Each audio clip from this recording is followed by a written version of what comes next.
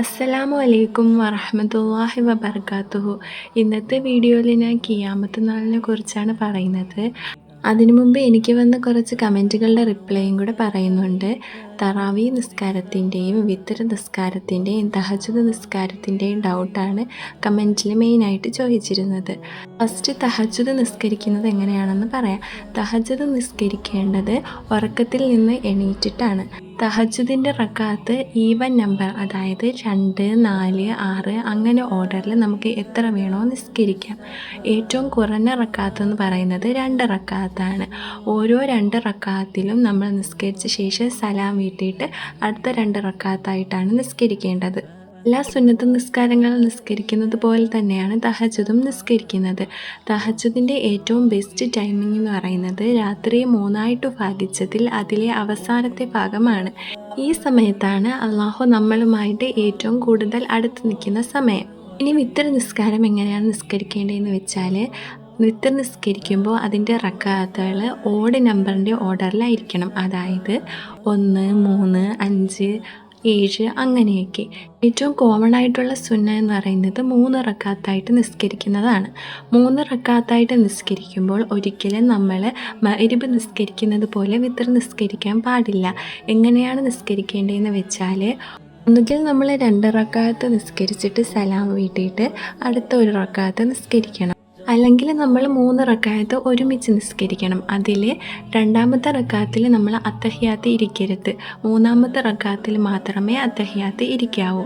വിത്തർ നിസ്കാരത്തിൽ മറ്റ് സുന്നത്ത് നിസ്കാരങ്ങളിലെ കാട്ടിയിട്ട് പ്രത്യേകിച്ചുള്ളത് കുനൂത്ത് ഓതുന്നതാണ്. ലാസ്റ്റത്തെ റക്കാത്തിൽ നമ്മൾ കുനൂത്ത് ഓതും. ഇനിയിപ്പോൾ 1 റക്കാത്താണെങ്കിൽ നമ്മൾ ആ റക്കാത്തിൽ തന്നെ കുനൂത്ത് ഓതും. ഇല്ലെങ്കിൽ 3 റക്കാത്താണെങ്കിൽ അവസാനത്തെ റക്കാത്തിൽ നമ്മൾ കുനൂത്ത് ഓതണം. നബി സല്ലല്ലാഹു അലൈഹി വസല്ലം പറഞ്ഞിട്ടുണ്ട്, നമ്മൾ രാത്രിയിലെ ഏറ്റവും അവസാനത്തെ നിസ്കാരം വിത്തറാക്കണമെന്ന്. ഇത് സുന്നത്താണ്. ഇനിയിപ്പോൾ നമ്മൾ രാത്രിയിലെ അവസാനത്തെ നിസ്കാരം വിത്തറാക്കിയില്ലെങ്കിലും നമുക്ക് ശിക്ഷ കിട്ടത്തില്ല. ഇത് വെച്ചിട്ടാണ് ഒരുപാട് പേർക്കും ഡൗട്ട്, റമളാൻ മാസത്തിൽ നമുക്ക് തഹജ്ജുദ് നിസ്കരിക്കാൻ പാടുണ്ടോ എന്ന്. അതായത് തറാവീഹ് പള്ളിയിൽ പോയി നിസ്കരിക്കുമ്പോഴത്തേക്കും വിത്തറും കൂടി നിസ്കരിക്കുമല്ലോ, അപ്പോഴത്തേക്കും പിന്നെ തഹജ്ജുദ് നമുക്ക് നിസ്കരിക്കാൻ പാടുണ്ടോ എന്ന്. നമുക്ക് തഹജ്ജുദ് നിസ്കരിക്കാൻ പറ്റും റമളാൻ മാസത്തിൽ. ഇനിയിപ്പോൾ നമ്മൾ തറാവീഹിൻ്റെ കൂടെ വിത്തർ നിസ്കരിക്കുന്നെങ്കിൽ നമ്മൾ ഉറക്കം കഴിഞ്ഞിട്ട് തഹജ്ജുദ് മാത്രം നിസ്കരിക്കണം. എന്നിട്ട് നമ്മൾ വിത്തർ നിസ്കരിക്കരുത്. നബി സല്ലല്ലാഹു അലൈഹി വസല്ലം വിലക്കിയിരിക്കുന്നത് ഒരു രാത്രിയിൽ നമ്മൾ 2 വിത്തർ നിസ്കരിക്കാൻ പാടില്ല എന്നാണ്. അപ്പോൾ നമ്മൾ അതാണ് ശ്രദ്ധിക്കേണ്ടത്. നമ്മൾ തറാവീഹ് കഴിഞ്ഞ് വിത്തർ നിസ്കരിക്കുന്നുണ്ടെങ്കിൽ ഒരിക്കലും തഹജ്ജുദ് കഴിഞ്ഞിട്ട് വിത്തർ നിസ്കരിക്കരുത്. ഇനിയിപ്പോൾ തറാവീഹ് മാത്രമേ നിസ്കരിക്കുന്നുള്ളൂ, കൂടെ വിത്തർ നിസ്കരിക്കുന്നില്ലെങ്കിൽ നമുക്ക് തഹജ്ജുദ് നിസ്കരിച്ച് കഴിഞ്ഞിട്ട് വിത്തർ നിസ്കരിക്കാം. ഒരു രാത്രിയിൽ നമ്മൾ ഒരിക്കലും 2 വിത്തർ നിസ്കരിക്കാൻ പാടില്ല. ഇനി നമുക്ക് റമദാൻ സീരീസിലെ 2ാമത്തെ ടോപ്പിക്കായ യൗമുൽ ഖിയാമയെക്കുറിച്ച് സംസാരിക്കാം. ഒരു മനുഷ്യൻ മരിച്ചു കഴിഞ്ഞാൽ ബർസഖ് എന്ന സ്റ്റേജിലാണ് എത്തുന്നത്. ഈ സ്റ്റേജാണ് നമ്മൾ ഖബർ ജീവിതം.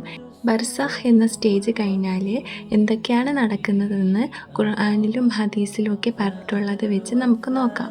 ഖിയാമത്ത് നാളിൻ്റെ ഫസ്റ്റത്തെ സ്റ്റേജ് എന്ന് പറയുന്നത് ഇസ്രാഫീൽ അലൈഹിസ്സലാം ട്രംപറ്റ്, അതായത് കാഹളത്തിൽ ഊതും. സൂറത്തുൽ സുമറിലെ 68ാമത്തെ ആയത്തിൽ അള്ളാഹു പറയുന്നുണ്ട്, കാഹളത്തിൽ ഊതപ്പെടും, അപ്പോൾ ആകാശങ്ങളിലുള്ളവരും ഭൂമിയിലുള്ളവരും ചലനമറ്റവരായി തീരും, അള്ളാഹു ഉദ്ദേശിച്ചവരൊഴികെ. പിന്നീട് കാഹളത്തിൽ മറ്റൊരിക്കൽ ഊതപ്പെടും, അപ്പോഴതാ അവർ എഴുന്നേറ്റ് നോക്കുന്നു. അതായത് ഇസ്രാഫീൽ അലൈഹിസ്സലാം ഖിയാമത്ത് നാളാവുമ്പോഴത്തേക്കും കാഹളത്തിൽ ഊതും. അപ്പോഴത്തേക്കും ഈ ഭൂമിയിലും ആകാശത്തിലും ഉള്ള എല്ലാവരും, അള്ളാഹു വിചാരിച്ചവരൊഴികെ എല്ലാവരും ചലനമറ്റവരാവും, അതായത് മരിക്കും. എന്നിട്ട് ഇസ്രാഫീൽ അലൈഹിസ്സലാം ഒന്നുകൂടെ കാഹളത്തിൽ ഊതും.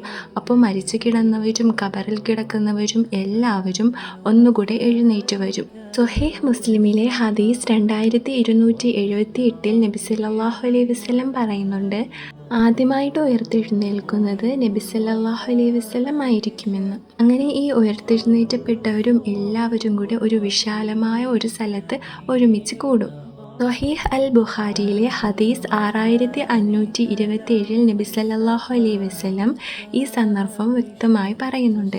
നബി സല്ലല്ലാഹു അലൈഹി വസല്ലം പറയുന്നു, എല്ലാവരും ഖിയാമത്ത് നാളിൽ ചെരുപ്പില്ലാതെ നഗ്നരായി അവർ ജനിച്ച അതേ രൂപത്തിൽ ഒരുമിച്ച് കൂടുമെന്ന്. അപ്പോൾ ഇത് കേട്ടിട്ട് ആയിഷ റളിയല്ലാഹു അൻഹ ചോദിച്ചു, അപ്പോൾ സ്ത്രീകളും പുരുഷന്മാരും തമ്മിൽ പരസ്പരം നോക്കത്തില്ലേ എന്ന്. അപ്പോൾ നബി സല്ലല്ലാഹു അലൈഹി വസല്ലം പറഞ്ഞു, അതിനുള്ള സാഹചര്യമല്ല അവിടെ, അത്രയ്ക്കു ഭയാനകരമായിരിക്കും അവിടെ, അതുകൊണ്ട് ആരും അത്തരത്തിലുള്ള കാര്യങ്ങൾ ശ്രദ്ധിക്കത്തില്ലെന്ന്.